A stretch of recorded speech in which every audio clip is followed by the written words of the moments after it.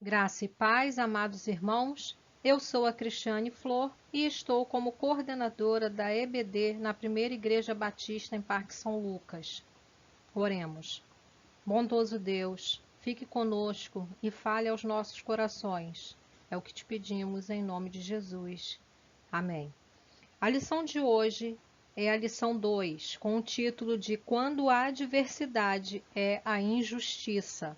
O texto base dessa lição é Gênesis capítulo 37, mas eu peço aos irmãos que, para vocês relembrarem a história de José, deem uma lida nos capítulos 39, do versículo 1 até o 19, capítulo 40, versículos 3, 8 e 23, capítulo 41, versículos 1, 14, 38, 39 e 44.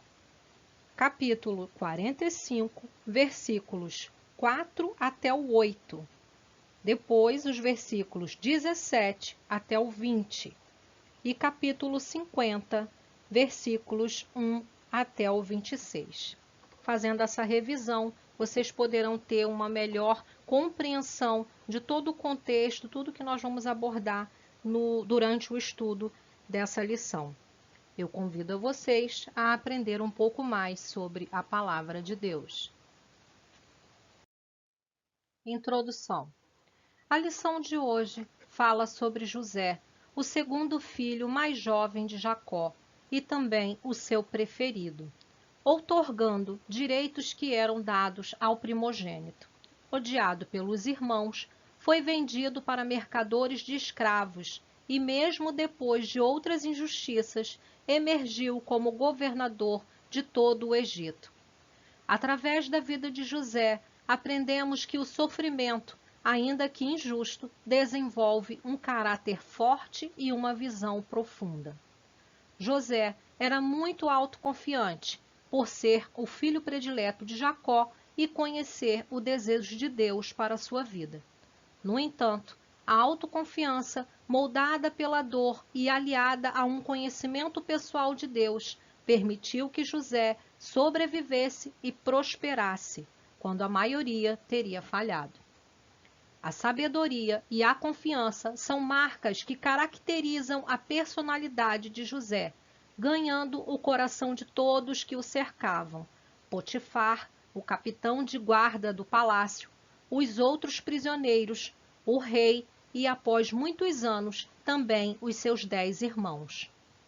Os que conheceram José logo perceberam que Deus estava com ele em qualquer coisa que fizesse ou onde quer que fosse.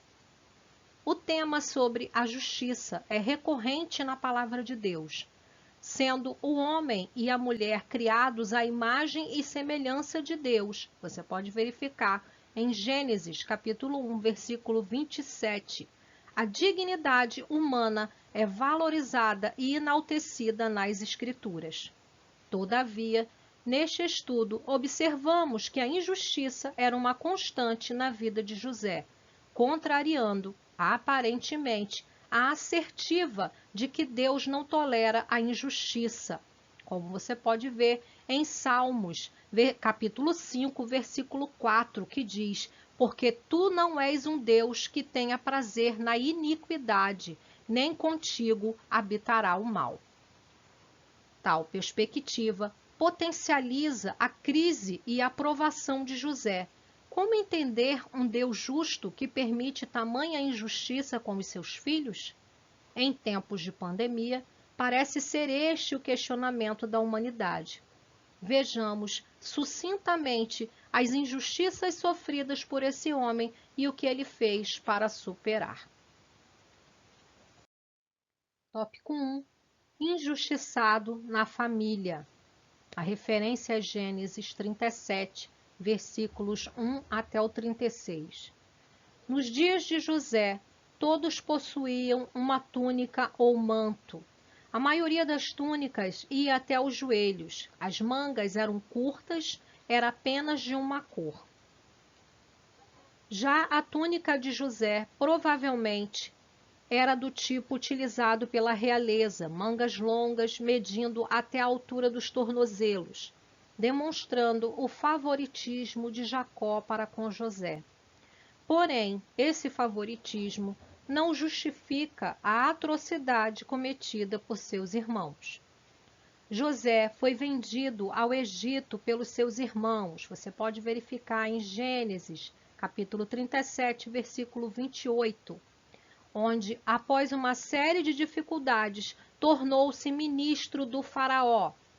A referência é Gênesis 39, versículo 41. E salvou os próprios irmãos e seu pai da fome, trazendo-os para Gósen. Gênesis 42 até o 47.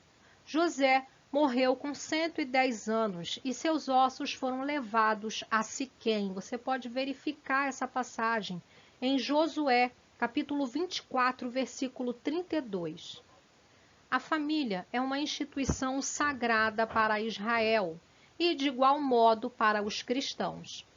No contexto do antigo Israel, a felicidade consistia em ter uma fazenda produtiva, uma esposa fiel e filhos ao redor da mesa. Entretanto, o favoritismo em família pode criar inimizades entre irmãos, sendo fonte de estresse para todos os membros, como ocorrera na família de Jacó, né? Vejamos o que diz Gênesis 37, versículo 4. Quando os seus irmãos viram que o pai gostava mais dele do que de qualquer outro filho, odiaram-no e não conseguiam falar com ele amigavelmente. Então, essa questão, né, de pais, né, ter um filho favorito, fazer comparações entre os filhos, isso pode gerar, né, como a gente vê aqui o exemplo na família de Jacó, pode gerar uma série de problemas, inimizade entre os irmãos, né, revolta no caso dos filhos para com os pais. Então, esse tipo de comportamento, né, de ter esse favoritismo, não é uma orientação dada por Deus. Pelo contrário, a palavra de Deus fala que realmente, né, não se deve fazer esse tipo de favoritismo, porque isso causa problemas. Em Provérbios, capítulo 11, versículo 29, diz assim: quem causa problemas à sua família herdará somente vento. O insensato será servo do sábio. Ou seja, o que está querendo dizer aqui, né, esse Provérbios? Que quem causa problemas à sua família vai semear vento, vai ficar colhendo só problemas, né? Porque ele plantou aqueles problemas, então ele vai colher. E vão ser problemas que vão provavelmente se estender a longo prazo.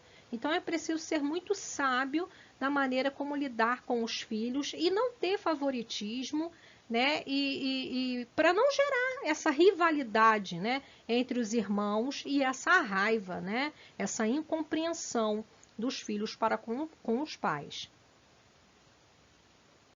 Tópico 2. Injustiçado no trabalho.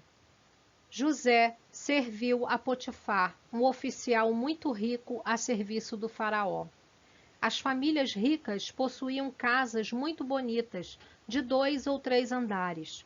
Neste contexto, José foi injustiçado ao ser acusado pela esposa de Potifar de assédio sexual. Você pode ver em Gênesis, capítulo 39. Diferentemente de Rúben e Judá, José age com integridade diante do seu Senhor e diante de Deus. Gênesis 39, versículos 6 até o 9. Não usa o poder como oportunidade para pecar, ainda que difamado, permanece fiel. A difamação é uma injustiça que realmente dói na alma. Quantas vezes também somos injustiçados pela difamação? E no trabalho profissional, infelizmente, essa prática é muito comum. No entanto, aprendemos com José que as circunstâncias não determinam a nossa existência. Ao colocar o nosso coração em Deus e ter sempre intenções puras, somos capazes de administrar as frustrações e redirecionar a vida. Pois assim como o Senhor esteve com José, ele prometeu estar conosco. Em Mateus 28, versículo 20, o Senhor disse assim: eis que eu estou convosco todos os dias, até a consumação dos séculos. A presença de Cristo, porém, não é assegurada sem que lhe sejamos fielmente obedientes. José demonstrou total confiança em Deus, apesar das tentações e injustiças sofridas no Egito. Você pode experimentar o mesmo sucesso na vida, ministério e liderança, se, como José, seu coração estiver comprometido com Deus. Entretanto, as definições de Deus para o sucesso não são necessariamente as mesmas que as nossas. Mesmo os santos mais fiéis poderão colher relativamente pouco fruto do seu trabalho. Entretanto, a presença sobrenatural do Senhor na sua vida lhe assegurará que seu trabalho honrará o nome e o propósito de Deus. A perspectiva de José era que o adultério era pecado contra Deus. Recusando as estratégias de sedução da mulher, demonstrou fé em Deus, permanecendo fiel. Ainda que injustiçado no trabalho, devemos fugir de qualquer coisa que estimule paixões indevidas. A promessa encontrada em 1 Coríntios 10, versículo 13, pode ser de grande ajuda. Vejamos então. Não sobreveio a vocês tentação que não fosse comum aos homens, e Deus é fiel. Ele não permitirá que vocês sejam tentados, além do que podem suportar. Mas, quando forem tentados, Ele mesmo providenciará um escape para que possam suportar. Então, nós vemos aqui que Deus ele também nos dá as ferramentas, né? Nos fortalece, como a palavra mesmo diz, ele nos mostra a direção que nós podemos fugir daquela tentação, desviar o caminho, ou mesmo, né, nos mantermos ali fortes, persistentes para não cair naquela tentação, né? Ele nos dá o direcionamento para escapar dessa situação. Continuemos. Ora, aquele que é poderoso para fazer tudo muito mais abundantemente, além daquilo que pedimos ou pensamos, segundo o poder que em nós opera, atuou na vida de José, garantindo o sucesso em circunstância tão adversa, né? Você pode dar uma olhada em Gênesis 39, versículo 21. Tópico 3. Injustiçado e esquecido na prisão. As prisões eram lugares horrendos, em condições desprezíveis, com trabalhos forçados, aguardando julgamento. José ficou na prisão durante 2 anos até entrar na presença de Faraó, quando foi chamado para interpretar um sonho e não enfrentar o julgamento. Enquanto prisioneiro e escravo, deu o melhor de si em cada tarefa realizada. Sua disposição e atitude positiva logo foram percebidas pelo carcereiro Mor, que o promoveu a administrador da prisão. Você está enfrentando uma situação aparentemente desesperadora? No trabalho, em casa ou na escola? Siga o exemplo de José, realizando cada pequena tarefa da melhor maneira possível. Lembre-se da reviravolta feita por Deus na vida desse homem. O Senhor verá os seus esforços e poderá reverter até as piores situações. Quando o assunto eram os sonhos, José voltava a atenção de todos para Deus. Em vez de usar a situação para fazer-se grande, ele transformou os sonhos em poderosos testemunhos do Senhor. A referência é Gênesis, capítulo 40, versículo 8. Quando o mordomo do faraó foi liberto da prisão, ele se esqueceu de José. Gênesis 40, versículo 23. Passaram-se 2 anos até que José tivesse outra oportunidade de ficar livre. Gênesis 41, versículo 1. A fé de José, no entanto, era muito grande e ele estaria pronto para a próxima chance. Nossas oportunidades mais importantes podem ocorrer quando menos esperamos. Por isso, lembremos-nos sempre, somos poesias de Deus, criadas em Cristo Jesus, para realizarmos boas obras. A referência é Efésios, capítulo 2, versículo 10. José foi trazido apressadamente até a presença do faraó. Ele não foi avisado de que seria subitamente tirado da prisão e questionado pelo rei. Ainda assim, José estava com Deus. José assegurou-se de dar todo o crédito a Deus. Gênesis 41, versículo 16. Devemos ter o cuidado de fazer o mesmo. Tomar a honra para nós é uma forma de roubar a honra de Deus. Faraó reconheceu que José era um homem em quem havia o Espírito Santo de Deus. Gênesis 41, versículo 38. Você provavelmente não vai interpretar sonhos para um rei, mas as pessoas que te conhecem precisam ver Deus em sua vida, em suas ações e palavras, em seus sábios conselhos, ou seja, principalmente o seu modo de viver, né? É o testemunho de vida. É como você é na sua vida real, dentro de casa, fora de casa, no seu trabalho, na sua faculdade, na sua escola, entre os seus amigos mais próximos, ou para aquelas pessoas que só te conhecem meio que à distância. Então, esse testemunho de vida é importante para que as pessoas que olhem você reconheçam que você está em Jesus Cristo e o Espírito de Deus habita em você. José rapidamente chegou ao topo dos muros da prisão ao palácio de Faraó. Gênesis 41, versículos 39 e 44.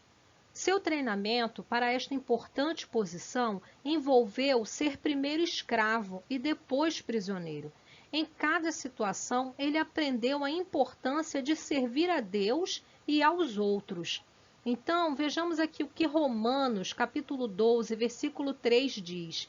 Ninguém tenha de si mesmo um conceito mais elevado do que deve ter, mas, ao contrário, tenha um conceito equilibrado, de acordo com a medida da fé que Deus lhe concedeu. Tópico 4. Honrado por Deus em todas as adversidades.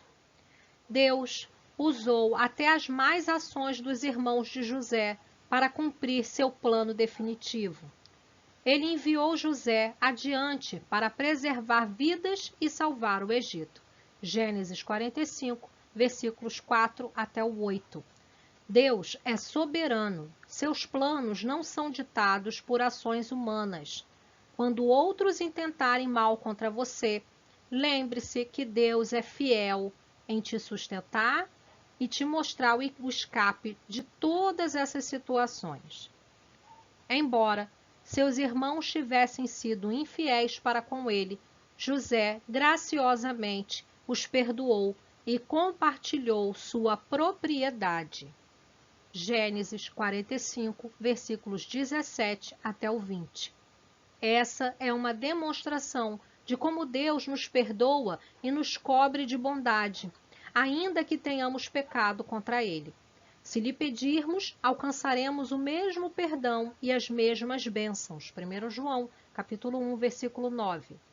José tinha provado ser um conselheiro confiável do faraó. Gênesis 50, versículo 5. Privilégios e liberdade frequentemente são resultados do quanto demonstramos ser confiáveis, uma vez que a confiança se adquire gradualmente. Aproveite cada oportunidade para provar que você é confiável, até nos pequenos detalhes. O perdão de José foi completo, Gênesis 50, versículos 15 até o 21, e lhes assegurou que cuidaria de seus irmãos e de suas famílias. Por fim, José, com 110 anos, estava pronto para morrer. Ele não tinha dúvidas de que Deus manteria sua promessa e um dia conduziria os israelitas de volta para sua pátria. Gênesis 50, versículo 24. O segredo desse tipo de fé é uma vida inteira de confiança em Deus. Mesmo quando a adversidade é a injustiça, o amor de Deus prevalece. Em Provérbios 21, versículo 21 diz: o que segue a justiça e a bondade achará a vida, a justiça e a honra. Essa foi a lição de hoje. Que Deus os abençoe, Permaneçam em Cristo e até a nossa próxima aula. Tchau!